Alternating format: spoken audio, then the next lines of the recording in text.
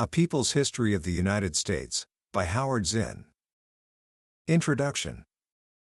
Imagine standing on a white sand beach. The water is crystal clear, the sun is warm, and the world feels peaceful. Suddenly, a shape appears on the horizon. It's a boat, but bigger and stranger than any you've ever seen. Men emerge from the waves. They carry long, shiny sticks. They speak a language you don't understand. You and your people, curious and generous, swim out to greet them. You bring them food, water, and gifts from your village. You have no weapons, because you don't know what they are. You offer them everything you have. One of the men, their leader, later writes in his journal, "They would make fine servants. With 50 men we could subjugate them all and make them do whatever we want." That moment, on a tiny island in the Bahamas in 1492, is where most history books begin the story of America. They call it a discovery, but for the people already there, the Arawak Indians, it wasn't a discovery. It was an invasion. This is the story you were likely never taught in school. It's a story not of presidents and generals, but of the people they governed, and the people they conquered. It's a story of the rebels, the outcasts, the forgotten voices that whisper from the margins of our official history. Today, we're diving into one of the most important, controversial, and truly eye-opening books ever written about America, A People's History of the United States by Howard Zinn. Published in 1980, this book was a quiet earthquake. It has sold millions of copies, not because of a massive marketing campaign, but because it spoke a truth that millions of people felt in their bones but had never seen written down. Zinn, a shipyard worker who became a historian and a passionate activist, made a radical choice. He decided to turn history upside down. Instead of telling the story of America from the perspective of the conquerors and the rich, he decided to tell it from the viewpoint of the conquered and the poor. From the Arawaks who greeted Columbus, from the enslaved Africans in the cotton fields, the poor white farmers rebelling against the colonial elite, the young women working in the textile mills, the soldiers ordered to kill for reasons they didn't understand. By the end of our journey today, you will see the history of this country in a completely new light. You'll understand that the story of America is not a simple tale of progress and glory. It is a story of fierce conflict. A conflict between the rich and the poor, the powerful and the powerless, the masters and the slaves, the dominators and the dominated. And understanding that conflict, that hidden history, is the key to understanding the world we live in right now. This isn't just about the past. This is about who we are today, and who we might choose to become tomorrow. Book summary. So where do we begin to unravel the story of a nation? Most of the time, we start with a celebration.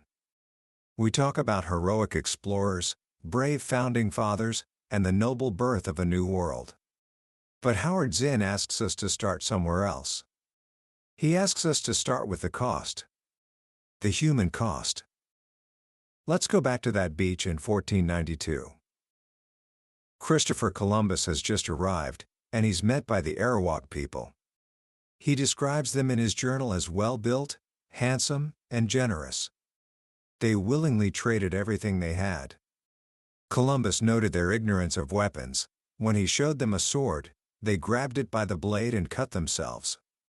And in that same journal entry, he made that chilling observation: "With 50 men we could subjugate them all." What Columbus wanted, more than anything else, was gold. He'd persuaded the King and Queen of Spain to fund his voyage with the promise of unimaginable riches. But there wasn't much gold in the Bahamas. The Arawaks wore tiny gold ornaments in their ears, and that was enough to seal their fate. Columbus took some of them prisoner, insisting they lead him to the source of the gold. This set the template for the next 500 years of American history. On the island of Hispaniola, what is now Haiti and the Dominican Republic, Columbus's men established a brutal regime. He ordered every native over the age of 14 to deliver a certain amount of gold every 3 months. Those who did were given a copper token to wear around their neck. Those found without a token had their hands cut off, and they bled to death. The task was impossible. The only gold was small bits of dust in the streams. So, the Arawaks fled. They were hunted down with dogs. They began to commit mass suicide, using poison to escape the Spaniards. Mothers killed their own infants to save them from this new, terrifying enemy. In just 2 years, half of the 250,000 natives on Haiti were dead, through murder, mutilation, or suicide. By 1550, there were only 500 left.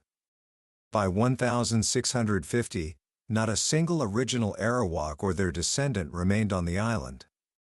This was a complete genocide. Now, you might hear that and think it's a shocking but isolated incident. An unfortunate but necessary price to pay for the progress of civilization. This is the first great myth that Zinn asks us to dismantle. He shows us that this wasn't an exception, it was the blueprint.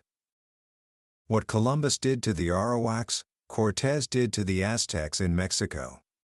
What Pizarro did to the Incas in Peru, the English settlers of Virginia did to the Powhatans, and the Pilgrims of Massachusetts did to the Pequots. When the English arrived in Virginia in 1607, they settled in the territory of a large Indian confederacy led by Chief Powhatan. The English were starving, literally digging up graves to eat corpses during the winter. Some ran off to join the Indians, who at least had food. The colonial governor, instead of learning from the natives, sent soldiers to take revenge. They burned an Indian village, killed 15 or 16 people, cut down their corn, and captured the queen and her children. They threw the children overboard and, as one of the colonists wrote, shot out their brains in the water. The English couldn't enslave the Indians, they were too resourceful on their own land. And they couldn't live peacefully with them, because they wanted their land. So, they decided to exterminate them.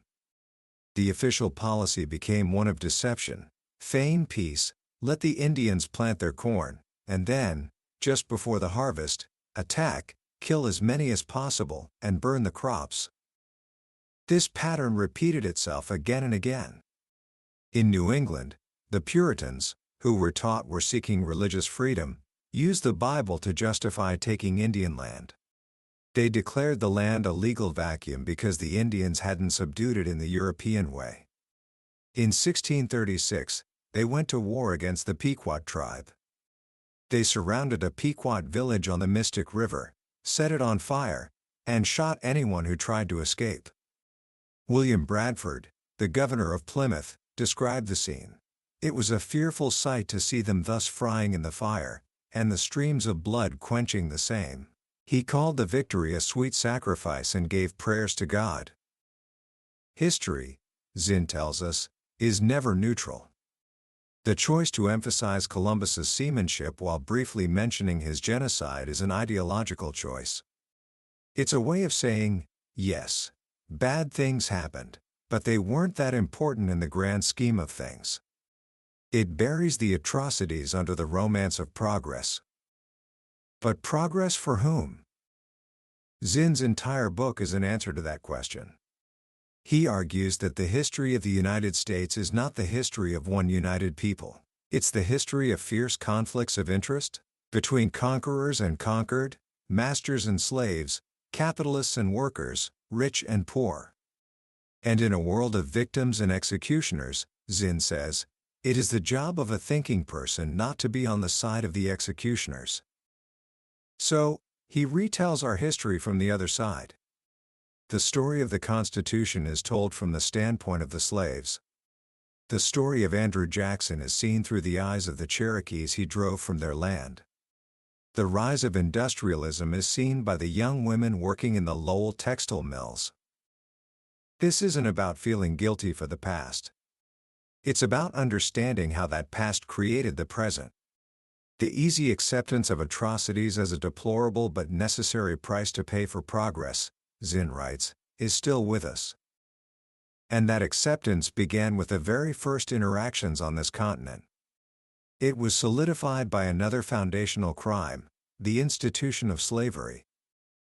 In 1619, a year before the Pilgrims landed at Plymouth Rock, a ship arrived in Virginia carrying a cargo of about 20 Africans. They were the answer to the colonists' desperate need for labor.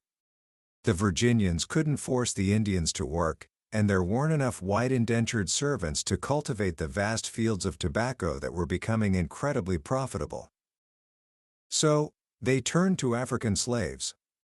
Why them? Because they were helpless. They had been torn from their land, their culture, their families. They were packed onto ships in spaces no bigger than coffins, chained together in the dark, choking in the stench of their own excrement.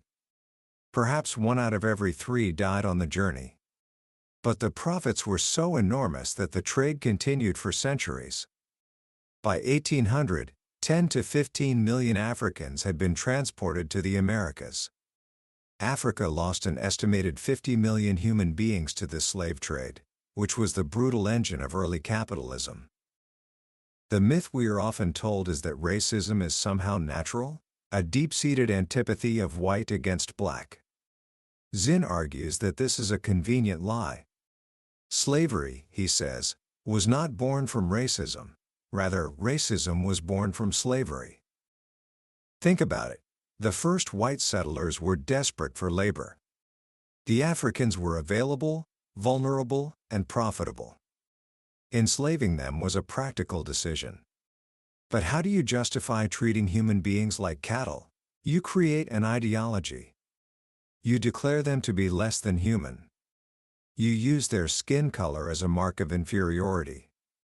Racism became the convenient, self-perpetuating justification for economic exploitation. But even this system wasn't perfect. The colonists lived in constant fear. The fear wasn't just of slave rebellion. It was the fear that poor, discontented whites would join with the black slaves to overthrow the existing order. And this is a crucial, often hidden, part of our story. In the early days, white indentured servants and black slaves often worked together, lived together, and even ran away together. They saw each other as sharing the same miserable predicament. In 1676, this fear became a reality in an event called Bacon's Rebellion. Virginia was run by a small elite of wealthy landowners in Jamestown. They had pushed poor white frontiersmen westward into Indian territory, and then refused to protect them from Indian attacks. A wealthy landowner named Nathaniel Bacon harnessed the anger of these poor whites, and also of black slaves and white servants. They marched on Jamestown, burned it to the ground, and sent the governor fleeing. The rebellion was eventually crushed. The leaders were hanged. But the ruling class learned a valuable lesson. They had to divide the poor. So, they started to make concessions to poor whites. They gave them a few more rights, a little more status. They began to teach them that, no matter how poor they were still white, and therefore superior to any black person. They gave the poor white man a gun and a job as an overseer on the plantation, turning him into a guard for the system. This, Zinn says, was the birth of a complex and ingenious system of control. The ruling class could maintain its power by creating a buffer class of slightly privileged people who would help control the truly oppressed. They created a screen of racial contempt to separate dangerous poor whites from dangerous black slaves. This brings us to the American Revolution.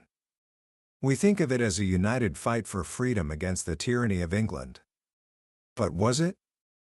By 1760, there had been 18 uprisings aimed at overthrowing colonial governments. There had been 6 black rebellions and 40 riots. The colonies were full of class anger, poor tenant farmers against rich landlords, city mechanics against wealthy merchants.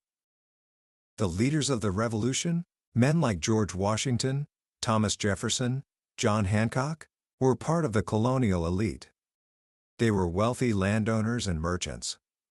They were certainly angry at England, which was taxing them and restricting their ability to get even wealthier. But they were also worried about the rebellious energy at home. The genius of the Founding Fathers was that they figured out how to channel that energy. They created a new nation, a new symbol, a new legal unity called the United States. And they used a powerful new language, the language of liberty and equality. The Declaration of Independence is a brilliant document. It lists the grievances against the king and famously declares that all men are created equal and have the right to life, liberty, and the pursuit of happiness. This language was powerful enough to unite enough of the colonists to fight against England. But who is included in that phrase, all men are created equal? Not the Indians, who the Declaration calls merciless Indian savages. Not the black slaves, who made up 1/5 of the population. Not women, who were politically invisible. The Declaration was a document for white, property-owning men. The revolution itself was not a war of the poor against the rich. It was a war fought by the poor, for the rich. The wealthy could avoid the draft by paying for a substitute. The poor had to serve. When soldiers in the Continental Army mutinied over not being paid or fed, George Washington had the leaders executed. After the war, when debt-ridden farmers in Massachusetts, many of them Revolutionary War veterans, rebelled against the new government in what was called Shays' Rebellion, the new elite crushed them with military force. The Constitution, written in 1787, was not a document for the people. It was a document created by 55 wealthy men to protect their own interests. Charles Beard, a historian who studied the economic backgrounds of the framers, found that most were lawyers, landowners, slaveholders, and moneylenders. They created a strong central government that could protect them from rebellions like Shays, that could enforce contracts, collect taxes, and protect their property. They created a system of representation that favored the wealthy. The president would not be elected by the people, but by electors. Senators would be chosen by state legislatures. And they created a Supreme Court, appointed for life, to be the ultimate guardian of the existing order. This is what Zinn calls a kind of revolution. The colonial elite got rid of England, but they kept the system of wealth and power intact. They gave just enough rights to just enough of the white male population to create a broad base of support and act as a buffer against the Indians, the slaves, and the very poor whites. They created the most effective system of national control in modern history, combining the appearance of liberty with the reality of class rule. And what about the other half of the population, the women? Zinn dedicates a chapter to what he calls the intimately oppressed. Women were invisible in the history books, a sign of their submerged status. English law, which the colonies inherited, made a woman essentially the property of her husband. Her legal existence was suspended during marriage. She could not own property, sign contracts, or keep her own wages. But here, too, there was resistance. Women like Anne Hutchinson in the Massachusetts Bay Colony defied the Church Fathers, insisting on her right to interpret the Bible for herself. She was put on trial for heresy and banished. During the Revolution, women formed patriotic groups, boycotted British goods, and even took direct action, like the women in Boston who seized a wealthy merchant who was hoarding coffee and took his keys. Abigail Adams famously wrote to her husband John, who was at the Continental Congress, urging him to remember the ladies in the new code of laws, warning that we are determined to foment a rebellion. But they were not remembered. After the Revolution, none of the new state constitutions gave women the right to vote. The cult of true womanhood in the 19th century told women their place was in the home, to be pious, pure, domestic, and submissive. But industrialization pulled women out of the home and into the factories. In the textile mills of Lowell, Massachusetts, young women worked 12 to 16 hours a day for pennies. And they rebelled. They went on strike in the 1830s, forming some of the first unions of women workers. This is the hidden history of America, a history of continuous resistance. As the country expanded westward, it was not a romantic adventure of brave pioneers. It was a brutal war of conquest against the Native Americans who lived on the land. President Andrew Jackson, a land speculator and slave owner, became the great hero of Indian removal. He forced the Cherokees, who had adopted many aspects of white civilization, they had a written language, a newspaper, a constitution, to leave their ancestral homes in Georgia and march westward on what became known as the Trail of Tears. On that march, 4,000 of the 17,000 Cherokees died. Jackson had told them that if they moved beyond the Mississippi, they would possess the land as long as grass grows or water runs. It was a promise that, like hundreds of others made to the Indians, was broken. The expansion westward led directly to the war with Mexico in 1846. The United States provoked a conflict and then claimed Mexico had shed American blood upon the American soil. It was a war of conquest that ended with the U.S. taking half of Mexico's territory, what is now California, Nevada, Utah, Arizona, New Mexico, and parts of Colorado. And all of this new land became a battleground over the extension of slavery. This led to the Civil War. The Civil War, Zinn argues, was not started by Abraham Lincoln to free the slaves. It was a war to save the Union and, more importantly, to save the economic system of the industrializing North, which was in conflict with the agrarian, slave-based system of the South. Lincoln was personally against slavery, but he was a cautious politician. His first priority was to keep the Union together. He only issued the Emancipation Proclamation when he was pressured by abolitionists and when he realized it was a necessary military move to weaken the South. The proclamation itself was a carefully worded document. It freed slaves only in the areas still in rebellion against the Union, not in the areas already under Union control. As one English newspaper noted, the principle is not that a human being cannot justly own another, but that he cannot own him unless he is loyal to the United States. It was the slaves themselves who pushed the war toward a true war of liberation. 500,000 slaves ran away from the plantations and fled to Union lines. 200,000 black men joined the Union Army and fought bravely, despite being paid less than white soldiers and facing intense racism. After the war came a brief, remarkable period called Reconstruction, when, with federal troops in the South, black men could vote and hold office. Black children went to school for the first time. It seemed like a genuine revolution might be possible. But it was a revolution from the top, and it could be easily undone. By 1877, the Northern elites, wanting stability for business and tired of the Southern problem, made a deal with the Southern elites. The Compromise of 1877 withdrew federal troops from the South and abandoned the black population to the rule of the white supremacist South. The promise of freedom was betrayed. This betrayal set the stage for what Zinn calls the other Civil War, the great, explosive conflict between labor and capital in the late 19th century.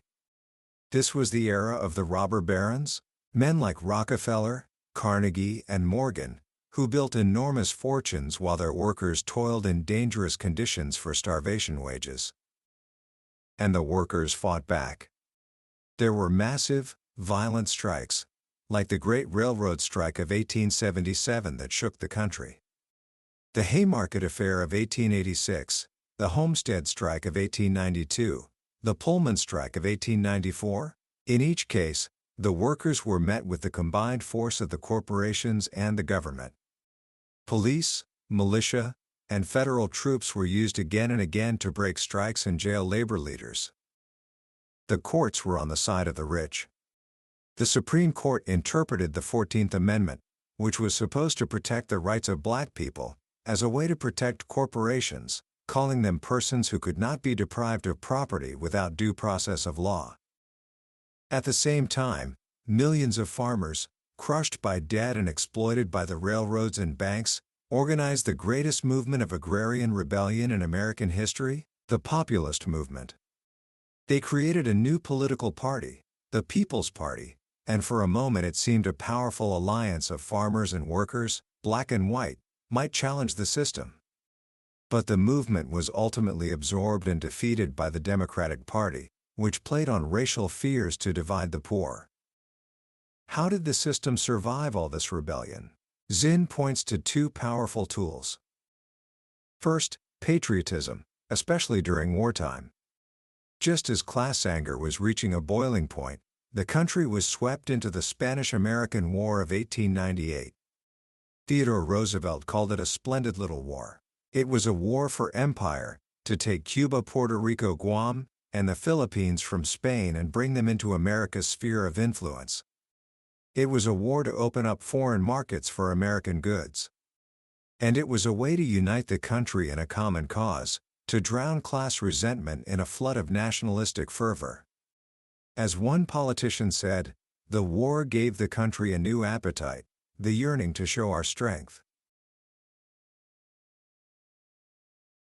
The taste of empire is in the mouth of the people. The second tool was reform. The progressive era of the early 1900s was not, Zinn argues, a great victory for the people. It was a series of calculated reforms from the top, designed to quiet the growing socialist and labor movements, and to stabilize the capitalist system. Men like Theodore Roosevelt and Woodrow Wilson were not trust busters. They were trust regulators. They didn't want to destroy the corporations. They wanted to make them more efficient and less prone to provoking rebellion. This combination of patriotism and reform proved incredibly effective.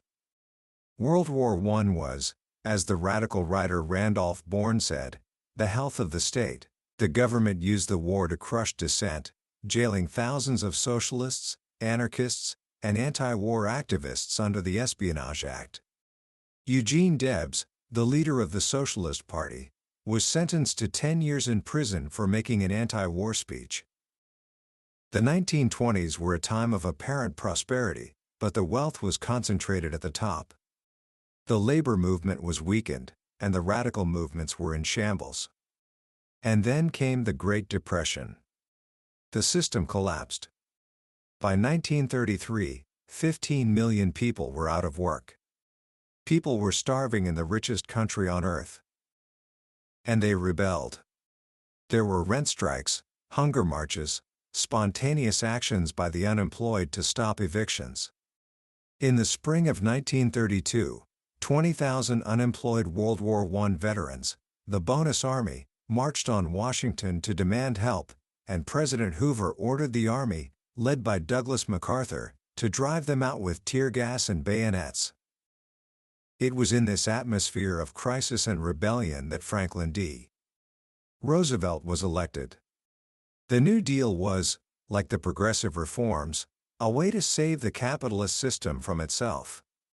It gave just enough help to just enough people to prevent a full-scale revolution. It gave people jobs, unemployment insurance, Social Security. It legalized unions through the Wagner Act. But it did not fundamentally change the distribution of wealth and power in the country. What ended the Depression was not the New Deal. It was World War II. The war created millions of jobs and enormous corporate profits. And once again, patriotism and a common enemy united the country and silenced dissent. World War II was portrayed as a people's war against fascism. And Hitler's Germany was an unspeakable evil. But Zinn asks us to look closely at the motives and actions of the Allied powers. The United States had done little to stop fascism in the 1930s. It was not Hitler's persecution of the Jews that brought America into the war, but the Japanese attack on Pearl Harbor, an attack on a link in the American Pacific Empire. During the war, the U.S. fought a segregated war, with black soldiers in separate units. It rounded up 110,000 Japanese Americans on the West Coast and put them in concentration camps. And it ended the war by dropping atomic bombs on the civilian populations of Hiroshima and Nagasaki, acts of terror that were militarily unnecessary, as Japan was already on the verge of surrender. After the war, the United States emerged as the dominant world power. It created a permanent war economy and a global empire, justifying it all with a new crusade, the Cold War against communism. The government used the fear of communism to suppress dissent at home, with loyalty oaths and witch hunts, and to justify military interventions all over the world, in Greece, Korea, Iran, Guatemala, Cuba. And then came Vietnam. The Vietnam War was the culmination of this history of empire. It was a war against a peasant revolutionary movement in a tiny country, a war of modern technology against organized human beings. And the human beings won. The United States dropped more bombs on Vietnam than had been dropped in all of World War II. It used napalm and chemical poisons. It killed hundreds of thousands of civilians. But it could not break the will of the Vietnamese people. And at home, it created the greatest anti-war movement the nation had ever seen. It started with students and civil rights activists, but it grew to include veterans, soldiers, priests, nuns, and millions of ordinary Americans. It was a movement that questioned not just the war, but the entire system that had produced it. This rebellion at home, Zinn argues, was a critical factor in ending the war. The government could not fight a war abroad while its own people were in revolt. The 60s and 70s were a time of astonishing uprisings. The Black Revolt, the Women's Movement, the Indian Movement, the Prisoners' Movement, all the groups that had been silenced and forgotten found their voice. It was a time of surprises, when the system seemed, for a moment, to be losing its control. The government responded with a combination of cooptation and repression. It passed new civil rights laws. It brought a few black and women leaders into the system.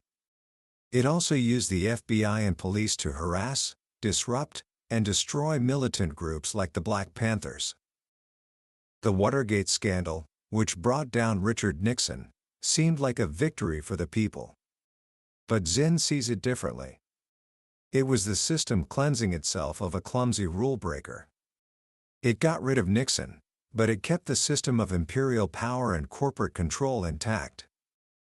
The presidencies of Carter, Reagan, and Bush, whether Democrat or Republican, continued the same basic policies: a huge military budget, tax cuts for the rich, cuts in social programs for the poor, and support for repressive regimes abroad that were friendly to American business.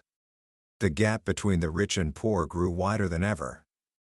The election of Bill Clinton in 1992 brought a promise of change, but his presidency largely continued the bipartisan consensus of serving corporate interests while making small concessions to the public. This brings us to Zinn's final, powerful idea: the coming revolt of the guards. He argues that the American system has been maintained not just by the 1% at the top, but by the loyalty of a large group of guards, the middle class, the professionals, the police, the soldiers. These people are given enough rewards to keep them on the side of the elite, to act as a buffer between the very rich and the very poor. But what happens when the guards themselves become disillusioned? What happens when the middle class feels its own economic insecurity, when soldiers refuse to fight, when government employees leak secrets, when the people who run the system no longer believe in it? This, Zinn says, is the great hope for the future. He believes that the system, in its relentless pursuit of profit and power, is beginning to fail not just the poor, but the middle classes as well. The economic anxieties, the environmental disasters, the moral sickness of endless wars, these are problems that can no longer be confined to the ghettos or the battlefields. They are affecting everyone. The future is uncertain. But Zinn ends not with a prediction, but with a hope. A hope that the 99% will one day recognize their common interest and their common enemy. That the prisoners and the guards will realize they are in the same prison. That people will discover their own power to resist, to organize, to create a new kind of society based on cooperation, not competition, on human need, not corporate profit. He reminds us of the countless, often unreported, acts of resistance that have occurred throughout our history. And he concludes that this permanent adversarial culture holds the promise of a different, more humane future. Commentary. So, what do we take away from this powerful, and for many, unsettling journey through American history? First, and most importantly, Howard Zinn teaches us that history is not a spectator sport. The way we tell our stories matters. The history we learn in school is not a neutral collection of facts. It is a story told from a particular point of view, and that point of view has almost always been the point of view of the powerful. By choosing to tell the story from the perspective of the powerless, Zinn isn't just adding a few missing details. He's fundamentally changing the meaning of the story. He's showing us that America has never been a finished product, a shining city on a hill. It has always been a battleground. Second, he gives us a powerful new lens through which to view the present. When we see the government talk about the national interest in a foreign war, we can ask, whose interest? When we hear politicians talk about economic growth, we can ask, growth for whom? When we see a conflict between two groups of poor people, black and white, native-born and immigrant, we can ask, who benefits from this division? Zinn's history inoculates us against the soothing, unifying rhetoric that so often masks the reality of exploitation. And finally, and perhaps this is his greatest gift, Zinn's work is a profound antidote to despair. It would be easy to read this history of oppression and feel hopeless. But that's not the effect the book has. On the contrary, it's a story of incredible resilience. It's a testament to the enduring human spirit. Despite the overwhelming power of the state, the corporations, the military, the police, people have never stopped fighting back. The slaves who rebelled, the women who organized, the workers who went on strike, the soldiers who refused to fight, these are the true heroes of Zinn's history. He shows us that change, real change, has never come from the top. It has always come from the bottom, from the collective actions of ordinary people who decided that the world they were given was not the world they had to accept. So, what can you do with this knowledge? Start by questioning. The next time you read a headline, or listen to a politician's speech, ask yourself, whose story is being told here, and whose story is being left out? Seek out the voices from the bottom up. Read the alternative press, listen to the stories of activists, and learn the history of the movements that have challenged the status quo. And remember that your own actions, however small they may seem, are part of this ongoing history. The choices you make, the values you live by, the way you treat other people, all of this contributes to the kind of world we will create. Zinn's history is not a call to guilt or anger for their own sake. It is a call to awareness, and a call to action. It is a reminder that the world is not fixed. It is still being made. And we, all of us, are the ones making it. That was Book Summary of A People's History of the United States by Howard Zinn. We've hit the highlights today, but I'll be honest with you, a summary can only take you so far. The real magic happens when you read the book yourself. It's in the quiet moments, when a particular story or a simple phrase hits you in a way you didn't expect. This summary is designed to help you decide if this book is worth your time. If anything we've talked about today has resonated with you, grab a copy, because reading it isn't just learning, it's an experience that can genuinely change the way you see yourself in your daily life. Also, if you found this summary valuable, please subscribe to the channel so you don't miss our next journey into another life-changing book in Billionaire's Bookshelf. Let's keep growing.